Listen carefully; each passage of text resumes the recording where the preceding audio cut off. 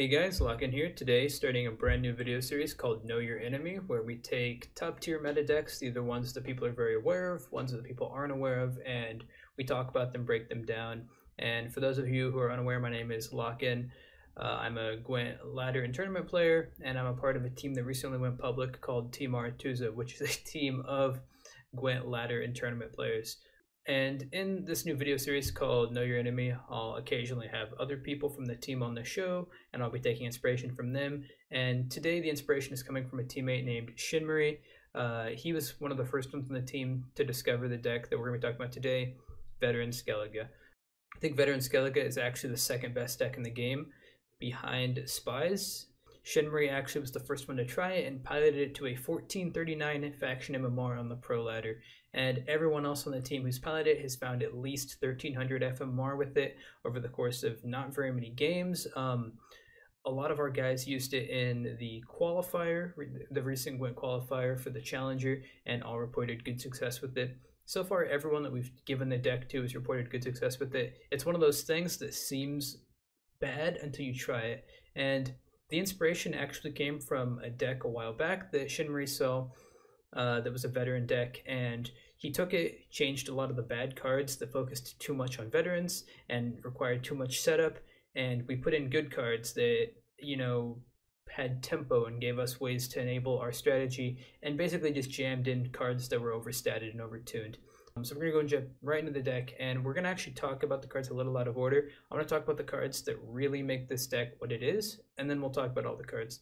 So the first one is obviously the Clan Tweersock Veteran. This guy's just pure value. He gives you a win condition, but rather than just one win condition, he sort of gives you 5. You'll notice the deck plays 3 veterans and 2 skirmishers. The veteran enables you to be constantly playing cards worth 14, 15, 16 plus points in round 3. The strategy is very, very hard to disrupt, and he enables you to find value early, but he also enables you to find value later on. And the next card is kind of the card that really pushed this deck over the top in the most recent patch, and that's Battle Maiden.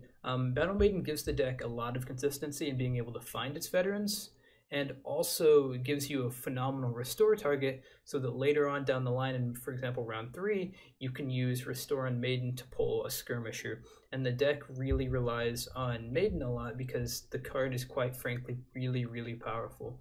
It reminds me of what Reaver Scout was before it got nerfed. I know it damages by 1, but a lot of the times that's not super relevant. You're going to be restoring it a lot of the times. It's a phenomenal restore target. It's very, very powerful. The next card I want to talk to is Whale Harpooner. This card is just overstated. For a long time, we saw veteran decks that didn't run Harpooner. We tried them, and they felt really, really bad. So Shinmari took the deck, he tried it, he slammed in Harpooners just because they're good, and we tried it, and sure enough, it made the deck better. Harpooner is just a really overstated minion. I think it's really, really powerful. It would be silly to not put it in. So we went ahead and put it in the deck, and sure enough, it's made the deck so much better. You don't even need to run Last Rite, the card's just good on its own. The next card is Restore, and honestly after the nerf the card is pretty mediocre in Discard Skellige, but in this deck it's phenomenal. We have a ton of awesome targets for it to hit. Like I said, we can hit Battle Maiden with it, we can hit Grimmist. A lot of the times you even can find value on it just using a Restore on Svenrige just to cycle a dead card in round 3 sometimes. Like for example, say you thought your Igni was going to find value, Restore into Svenrige. It's not even the end of the world. It's not ideal, but it also enables us. And Wolfsbane is another card that in this recent patch really enabled this deck. The card is crazy good when played with Bran. It's essentially a free card. It gives the deck the tempo it needs to function early on while you're playing your setup of 7, 8, 9, 10. You know, our deck exponentially gets better with each one. It's very cumulative. It's very much a snowball effect. I think honestly Croc is just kind of wrong for the deck because it doesn't enable you to play Wolfsbane. And Wolfsbane is very, very, very powerful. Like I said, it enables the early tempo. It allows you to not just get destroyed by Spies or Woodland Spirit whenever it comes out. It really keeps your deck together and allows you to play this greedier style of deck. And the last one is Decoy, a surprise card that we didn't initially think was going to be super good in the deck, but once we tried it out, obviously knew it was definitely there to stay. It's surprisingly one of the best cards in the whole deck. It's essentially another Sigdrifa because it boosts by 3 and gives another res option. So you're basically playing 2 Sigdrifas in the deck. Sometimes you can even use Decoy on a Battle Maiden to unbrick the hand or to pull more things out of the deck. And then obviously Freya and Sigdrifa are phenomenal targets too. It's pretty rare to ever Decoy onto a Grimmist, but worst case scenario, it's typically at least 10 points off of Grimmist. Now moving on to the list, we'll talk about them in order of rarity and base strength. So up first, not a lot to say about Frey here. Frey's just a good card in these decks. You can res Battle Maidens, you can res Veterans, you can res Skirmishers in round 3. It pairs great with the Decoy. You don't even really mind using one Freya in round 1 for more Veterans just to keep the machine running. It's just a key thing, you don't want to blow them all too early, obviously. The deck is not going to thin down to 0, so if you use 2 in round 1, you may never find another Freya. So using 1, sometimes even 2, depending on what your hand is in round 1, to win round 1 isn't necessarily bad. The card's just really, really good in the deck. The next one is Clan on Crate Raider. This one is pretty straightforward. The deck needs early points. It needs points to feed its strategy, and this is exactly what the Raider does. It's free points, you play it off brand, it's a free 5, and suddenly now you're able to keep up with your opponents more easily. The Skirmisher is your big win condition. It's typically going to be anywhere from 16 to 18 points in round 3. It pairs great with Lugos. It gives you another Battle Maiden target. If your opponent disrupts the Skirmisher, you're not that upset because now you're going to be playing Veterans for 15, 16, and the Skirmisher is great. You want to obviously be resing the Skirmisher if you can. So the Skirmisher is the ideal target, but it's not the only one that we have. The next one is we run 1 Armor Smith, and to be honest, the card is just way too good to not run at least 1. It's very well statted, you pay very little for its effect, it's pretty good at keeping Morkvarg alive too, and the carryover is super important. Moving on to the silvers, Grimmist is the next one. A lot of these decks don't run Grimmist. They want to be trying to slam other things in this slot, whether it's Donar or Udalryk. I don't think that's correct. Grimmist is a really solid backup restore target in a pinch. He's very reliable points, which the deck can use sometimes. The Weather Clear is very convenient. It's not super relevant in this meta, but it is very, very nice. The Grimmist is sort of like a win condition in itself against Eredin. Just drawing Grimmist and having a restore in hand on Grimmist is quite often just enough to beat Eredin on its own. You can really use Grimmist whenever you just need points, or a Weather Clear. He's very versatile. I think he's a very, very good card, and I think he's actually more important than a lot of people give him credit for. The next one is Sigdrifa. Obviously, this card is really good. There's not a lot to say. It enables a lot of what you're doing. It's just a better Freya. It's obviously best in round 3, so you want to be saving it over your Freyas. There's not a lot to say on it. Up next is Svenrige. Surprisingly, this is the silver that you would be most likely to cut. And I know that sounds really, really weird with the veteran tag and everything else that he offers. You don't need him. He's very nice, but he's not necessary to the deck. If you were going to cut any silver from the deck, it would probably be Svenrige. He's really good, but he's still got some just problems sometimes. The upsides are obviously very high. He can smooth out your hand if you have a bricked hand. He gives you the option of saving 1 mulligan slot if you get 1 bad off of Bran. He's quite good for obvious reasons. He's a free 14 points in round 3 most of the time, 13 or 12 in round 2. Obviously, he's really good. I do think he's the 6th best silver slot. If you were going to cut a card, it would probably be Svenrige. But that being said, we do think he's the best one for this slot. And then we have Morkvarg, and Morkvarg is pretty straightforward. Carryover is still really, really good. It enables you to pass at certain points a card up to avoid your opponent's dry passing you later on because of the carryover.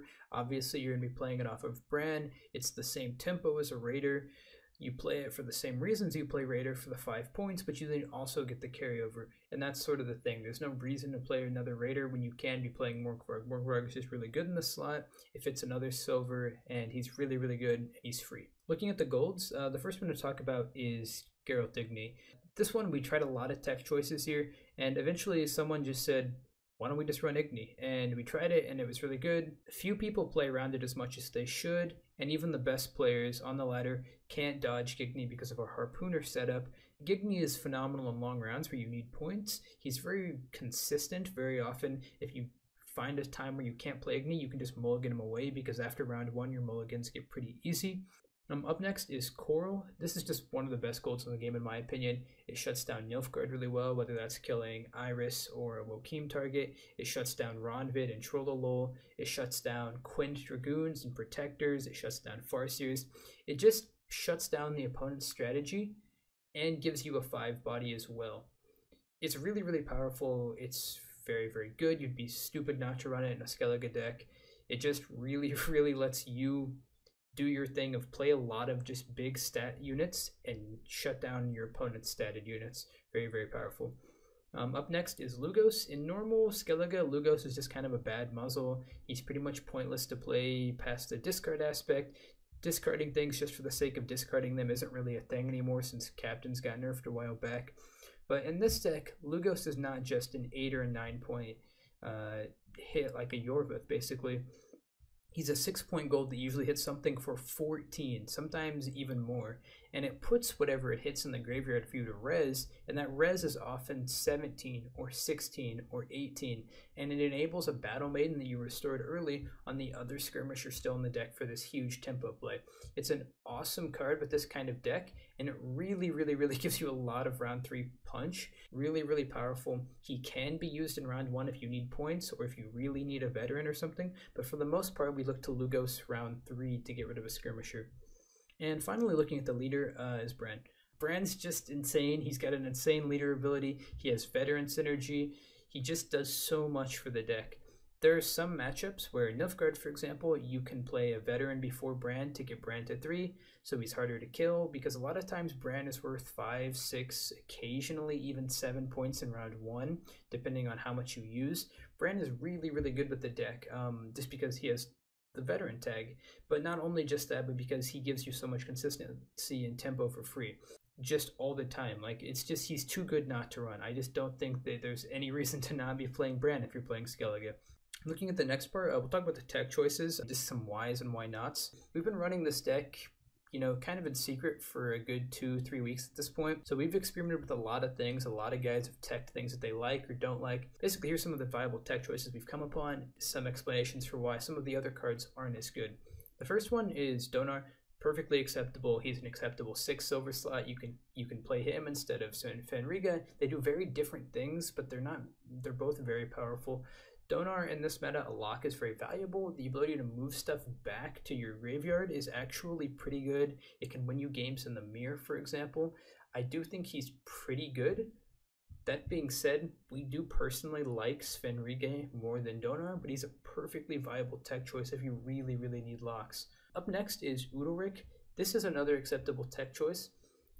We played around with Udalryk a little bit. A lot of the times the problem that Udalryk has is he sort of does the same thing that Svenrige does with, you know, thinning your deck out, except he gains you card advantage. The problem being, it's at the cost of points, and a lot of the times you can't afford those points. You really need them.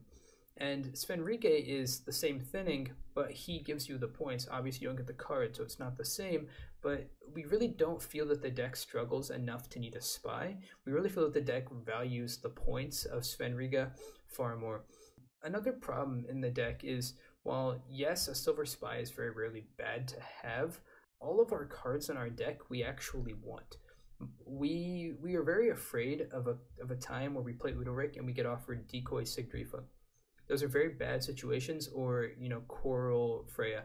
We want all of our cards. We don't benefit off of playing a Freya from the graveyard other than just the 1 point it gives us. So Udalryk doesn't really do anything for our deck discard-wise, and it feels very bad to discard key cards. That's why we didn't really feel Udalryk was correct.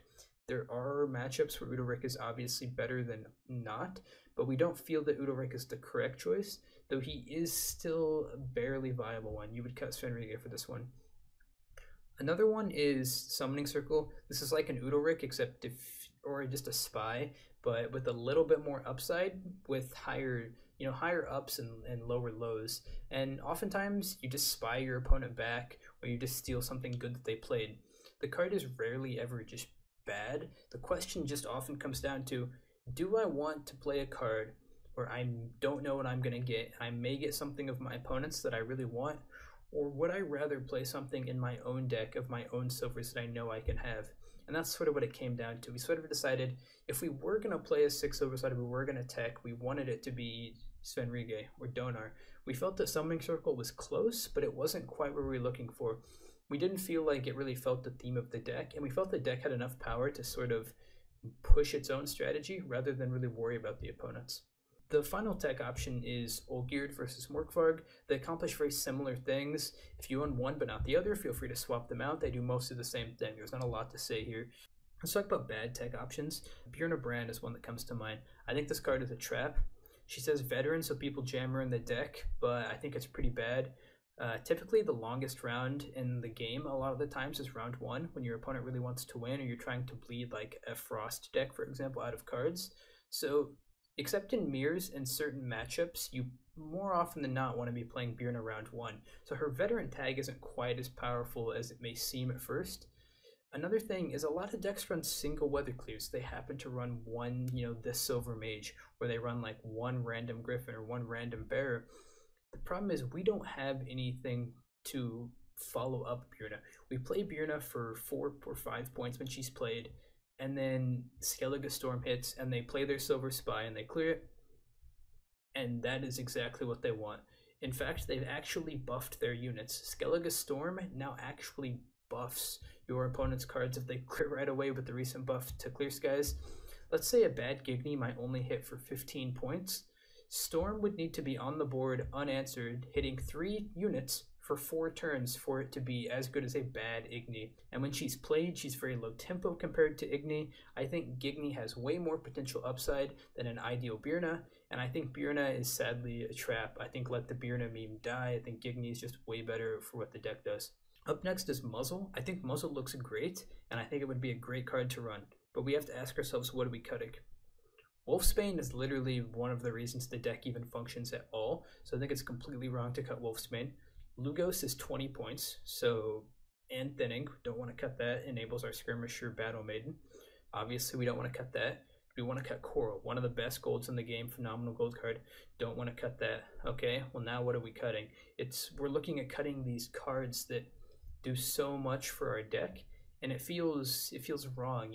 That's sort of the problem with the muzzle. Is the muzzle could be great, and yeah, it feels really bad when someone muzzles away our Morkvarg, but that just happens and we have to accept it, and those games are still perfectly winnable. It feels like muzzle would make the deck worse overall, and I think muzzle's incorrect. A couple card synergies to go over is obviously in round 3, something like an ideal round 3 would be a Lugos onto a Skirmisher to then resurrect that Skirmisher, then to restore a Battle Maiden on the Skirmisher, and that's going to give you 60 points. Or a Veteran plus a Maiden in round 1, or a Maiden onto a Harpooner in round 1 just to get the Maiden dead for a future restore and to get the deck thinned down. You're playing lots and lots of points with potential upside as well. Harpooner Igni, another good example. Decoy instead of using a different res sometimes if you're afraid your opponent's going to kill Sigdrifa in the final round. Sometimes you have to say, okay, I could hold on to this decoy, but if my opponent kills my Sigdrifa, my decoy is dead. So sometimes you have to say, all right, I'll decoy this Freya and then save this Freya for later. That way, at least my decoy might not be dead round 3. These are just things and combos you have to keep in mind. Moving on to the Mulligan. If your hand has at least 1 to do veterans, try to blacklist at least 1 skirmisher so you don't have to worry about it. You don't want that in the opening hand. And then in order of necessity, you want to blacklist Wolfsbane, Raider, and Morkvarg. And then you want to look to clear your hand of 3 ofs of Harpooner and Freya and that nonsense, even Veteran too. We really want to be pulling our cards with Battle Maiden to thin the deck and to get it dead. If your hand is decent, you don't have any brand targets in hand, give yourself ideally at max 3 reses in your hand between Freya's, Restore, and Sigdrifa. Obviously be very, very careful. If you've not drawn any pieces of the brand discard combo in your hand by the end of your second mulligan, I would just sit on your hand. The only time that's ever incorrect is if you have no veterans. Obviously, you need to be mulliganing aggressively if you don't have any veterans, as it's the lifeblood of your deck. But be very, very careful if you have 1 or 2 veterans. Be very, very careful of just bricking yourself with like drawing into a Wolfsbane, trying to mulligan aggressively when you don't need to. In my experience, a hand without a veteran is actually worse than a hand with Raider or Morkvarg in it. Looking to matchups now as the final one. Spies. This is actually the deck's trickiest matchup if you lose coin flip. Though interestingly enough, that can actually be said for any deck in the game right now. Spies is very, very powerful. So a very key part of this matchup is to aggressively protect Morkvarg with Armorsmith, and ideally try to force out at least 3 engines before you pass with a card up and carryover. If you can't protect your carryover, this game is going to be much, much harder. If you don't have carryover, your opponent can very easily dry pass on you. You need to check typically at least 2 of the 3 boxes against spies. You need to at least force out 3 engines. You need to have carryover, and you need to be a card up. If you can't at least check 2 of the 3 boxes, spies will likely steamroll you. It's a very, very powerful deck, and very good players will steamroll with the deck. If you don't get the 3 engines out before round 3, they'll beat you easily in a long round. That being said, you can beat them in a 7 or 8 card round if you get enforcers out or you get a couple brigades out, because you're playing such well statted minions. Another thing to remember too is Vico Medic is a big problem. Don't go all in on a skirmisher, rezzing it 2 or 3 times to get it to 21, 23, 24. The medics will steal it. Minnow will kill it. It's very important that you diversify your numbers so that even if they medic a skirmisher from you, you're still playing a veteran for 15. You're still playing a veteran for 14.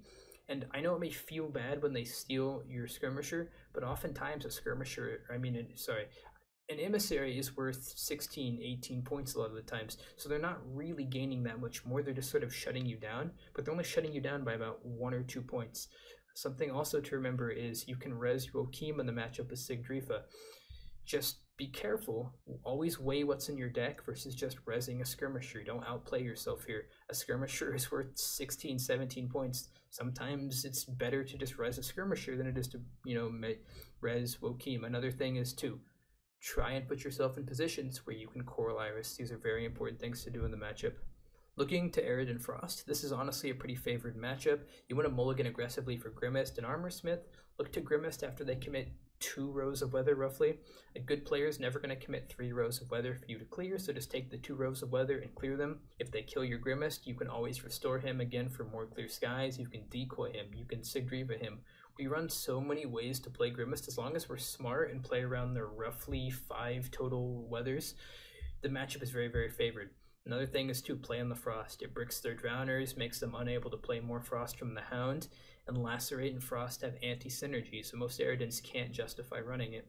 Harpooners shut down Riders. We move them away from the Frost, and then we Coral Iris whenever they try to play her. This matchup is very, very favored. Be willing to mulligan aggressively to find Grimmist, and you're likely in a very powerful position. Against machines, this one is very important. Try and stick round 1 as long as possible. If you go to round 3 on at least even, you're almost 100% to win.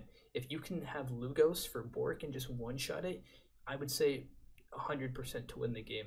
Try and Coral Ronvid. If it's their biggest unit, it shuts down their carryover and reliable crewmen. If you can't Coral Ronvid, then try to save Coral for like a siege support that they res with Shani. Things like this, things that you can't interact with easily. Try to make sure the Coral is always accomplishing something big in the matchup. Shutting them down, mostly their crewmen down, is one of the biggest ways to beat them. And even if you can't win round 1, very, very, very aggressively hang on to the round. Try to keep Armorsmith to shut down their ballista. It'll find a lot of value. Don't overgreed with the Armorsmith. Sometimes people will keep their Armorsmith 1 extra turn to get a couple more points.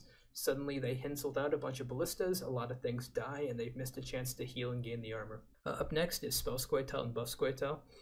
Try and take advantage of their slow tempo by setting up your game plan and pulling ahead early. Once they commit 2 of their 3 engines, a lot of times you can just pass. If they try to go all in on tempo to keep up with you, then that's fine. They're missing a lot of value. Just match their tempo. Just stick with them. Play the Wolfsbane. Play, Harpooners and Veterans, and be very, very aggressive keeping up with them. If you can win on even to bleed them out of important cards. If you can't win, then go into try to bleed them out of engines and then pass as soon as they play the second one. They've only got so much. They've only got so many Dragoons, so many Farseers. And against Swim's new Spellitel, just play to win round 1. The deck is very easily bled out. Coral finds even more value than usual in this matchup because a lot of times she's hitting a card that's at 30 strength, 34 strength. The matchup is even more favored than traditional Spellitel because their setup has less payout. Something to note though is against Swim Spellitel, there's no engines to bleed out. If you pass too early, they will beat you. So you have to really try to push the round 1 against them, and then you can very easily bleed them out because the deck has only 2 or 3 win conditions really. Traditional discard is probably the toughest matchup, but it's still not bad. They have more carryover, and when they muzzle your Morkvarg, you're sad. But if you're going second, try and win round 1 on even so you can bleed Saris out of them round 2 and let your points do the work round 3. If you're going first, your best bet is to lose round 1 a card up, ideally so that you can somewhat nullify their carryover. The downside is if you don't get Ceres out of them round 1 and haven't killed Morkvarg at least once by this point, you're likely going to lose the game. Coral is incredibly key in this matchup. You need to snipe a carryover tool, whether that's Ekimara or a 9-strength Olgierd or a 9-strength Morkvarg they had to play from hand, or even just a 5-strength Morkvarg early. The key to this matchup is navigating around Ceres. If you lose the coin flip, this is very, very difficult. This matchup is usually borderline unwinnable against a top-tier SK player. That being said, if you can manage to navigate around Ceres, really bleed them of the reses, force her out in key rounds, you may still be able to win. Up next is the Radovid Northern Realms deck. The deck's finisher is really powerful, sometimes even more so than yours. Using Coral on Ronvid or Trollolol, depending on which variant it is very, very important. You need to shut that down for a lot of reasons. Ronvid is carryover and a crewman. Trollolol is a phenomenal Shani target. I would argue that on this deck, you need to win round 1 on even cards and often look to force a Dijkstra and Shani out of them in round 2. If they go to round 3 with 3 or 4 cards and they have Shani and Dijkstra, you are unlikely to win that match, in my opinion. Oftentimes, even with your points, you will struggle to find a way to overcome Shani plus Dijkstra plus all these finishers. You really, really need to try to bleed them out or take them into a long round 1 with a lot of tempo where they have to use something like Shani or Dijkstra to keep up. Lastly, Consume. I wasn't actually initially going to put this in as I don't think Consume is a very good deck. I think it's very weak, very easily disruptible. That being said, it's very, very good against Veterans. Veterans doesn't really possess a lot of ways to deal with the Necker spam, so oftentimes the Consume will just very quickly steamroll them. It's very important you very much want to Coral the first Necker that they play in the hopes that they don't have a second one. Sometimes they don't. So you use Coral quickly, and then from there, they're forced to play very slowly. They've already played one 3-strength card. Let's say you Coral it. Now they play another 3-strength card. Well, now you try to tempo them out and you play a lot of points. You jam Morkvarg and a Raider and Wolfsbane, and suddenly you're up by so much you pass. And suddenly, if they want to get value out of their Necker, they have to go 2, 3, 4 cards down a lot of the time. So really don't be afraid to tempo them out. This is a very tricky matchup. Lastly, let's talk about the deck itself. This is probably what a lot of people are here to see. What actually is the secret to beating this deck? One of the biggest things is the deck feels really bad when Morkvarg is muzzled or killed early. Having the carryover shut down makes the deck a lot harder to pilot, because it means if you lose on even and your opponent dry passes you, you have to go a card down, and Morkvarg is a great way at stopping that from happening. The deck can still win a card down sometimes just due to raw round 3 power, so don't always feel that that's going to be enough, but it is a great starting point. It's important also to try to bleed the deck of key cards in round 2, I feel. That being said, the deck has a lot of key cards. Only do this option if you really feel you're able to push very powerfully round 2 and have a lethal round 3 like an Inar or a Nilfgaard. If you're playing a deck with a high long round capability, Machine Spies, you will destroy them in a long round. The deck's staying potential is rather high and it does have a lot of points, but eventually the points slowly fade off. It starts high and slowly tapers down, so don't be afraid to push them in for a long round 3 if you can manage to tempo them out early. Veteran SK also doesn't have a lot of ways to interact with the opponent, so decks like Necker Spam can heavily outpower the deck if you have your tools. You can just very easily overrun it. I think another problem with the deck too is people want to say Graveyard Hate would stop it. That's just not true, unfortunately. Veterans are worth 13, 14, 15, so yes, you steal a Skirmisher that was worth 17. Now they play Veterans that are worth 14 and 15. You're not really stopping them. Another good way to try to stop the deck outside of that is a lot of times people will keep Decoy for round 3, and if you suspect your opponent may have a Decoy in hand, one of the best ways to shut them down is actually, instead of like taking like a full 6 or 7 point ping value onto something like a Skirmisher, you instead sink that 6 or 7 into Sigdrifa or the Freya if it's the only one that they have. If they have a lone Sigdrifa or Freya, you sink the points into it, and now suddenly they are losing the ability to decoy, and their decoy is dead, and they have a dead card of worth only 3 points. If you choose to leave that alive and you have the ability to kill it, you are effectively giving them a decoy that is at minimum worth 16 points. So I think it's very, very important that if they have a lone target there, try to kill it off. Try to make them have that decoy and just make them brick it. The deck isn't really easily disrupted, so there's not a lot of easy to explain counters. The deck isn't really simply stopped by things like Vico Varomedic, and It has a lot of medium to short round potential, and it can really stick with you in long rounds in round 1, so it's very, very hard to tempo out. Funny enough, its biggest weakness is the coin flip and carryover that it can't keep up with. So for that reason, decks that also abuse the coin flip are quite good against it. Spies, other discard SK.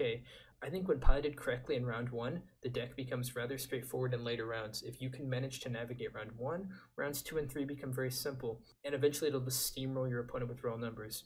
I think the deck is incredibly underrated, and as time goes on and on, I think we'll see more and more of this deck.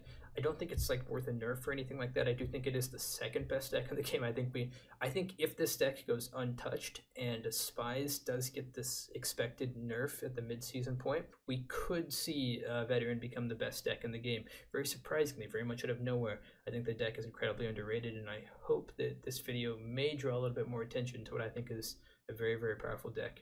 If anyone is interested in seeing the deck played, Shinmari will be playing the deck on his Twitch in the coming days. If you're interested in seeing other styles of gameplay, I will also be streaming this deck and others as well on my channel, so feel free to tune into that. If there's a deck you'd like to see me do in the future, let me know on Twitter or in the comments, and if you have any suggestions, feel free to leave them.